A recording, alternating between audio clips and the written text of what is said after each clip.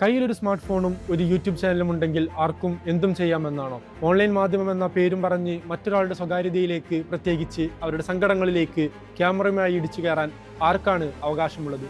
മാധ്യമ പ്രവർത്തനം എന്നത് എന്തും ചെയ്യാനുള്ള ഒരു ലൈസൻസ് അല്ല എന്ന് നാം ഗൗരവമായി തിരിച്ചറിയേണ്ട സമയം അതിക്രമിച്ചിരിക്കുന്നു. പ്രിയ നടൻ സലിം കുമാറിന്റെ സംസ്കാര ചടങ്ങിൽ അടുത്തിടെ നാം കണ്ടത് ഈ പ്രവണതയുടെ ഏറ്റവും ഒടുവിലത്തെ ഉദാഹരണം മാത്രമാണ്.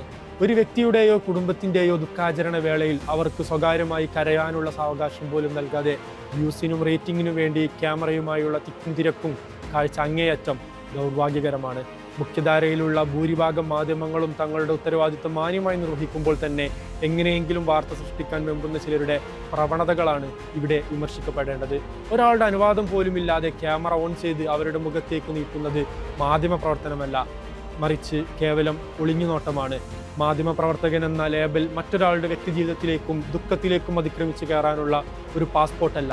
ഇത്തരം പ്രവണതകൾ അതിരുവിടുന്ന സാഹചര്യത്തിലാണ് കർശന നിയമ നടപടികളെക്കുറിച്ച് കേരള പോലീസ് ഇപ്പോൾ മുന്നറിയിപ്പ് നൽകിയിട്ടുള്ളത്. ഒരാളുടെ അനുവാദമില്ലാതെ സ്വകാര്യ ദൃശ്യങ്ങൾ പകർത്തുന്നതും പ്രചരിപ്പിക്കുന്നതും ഭരണഘടന ഉറപ്പു നൽകുന്ന സ്വകാര്യതയ്ക്കുള്ള അവകാശത്തിനുമേലുള്ള കടന്നുകയറ്റമാണെന്നാണ് ഇൻഫർമേഷൻ ടെക്നോളജി നിയമം IT ആക്ട് സെക്ഷൻ 66E പ്രകാരം ഇത് വ്യക്തമായും കുറ്റകരമാണ്. ഇത്തരം നിയമലംഘനങ്ങൾ നടത്തിവരുന്നവർക്ക് 3 വർഷം വരെ തടവും 2 ലക്ഷം രൂപ പിഴയും ഈ നിയമപ്രകാരം ലഭിക്കാം. വാർത്തകൾ ജനങ്ങളിലേക്ക് എത്തിക്കുക എന്നത് സമൂഹത്തിൽ അത്യന്താപേക്ഷികമായ ഒരു കാര്യമാണ്. എന്നാൽ അതിന് മനുഷ്യത്വം ബലികഴിക്കാൻ പാടില്ല. ക്യാമറ പിടിക്കുന്ന കൈകളിൽ അല്പം സഹാനുഭൂതി കൂടി ഉണ്ടായിരിക്കണം. വാർത്തകൾക്കപ്പുറം മനുഷ്യന്റെ സ്വകാര്യതയ്ക്കും വികാരങ്ങൾക്കും വില കൽപ്പിക്കുന്ന ഒരു മാധ്യമ സംസ്കാരം ഇവിടെ രൂപപ്പെടേണ്ടതുണ്ട്.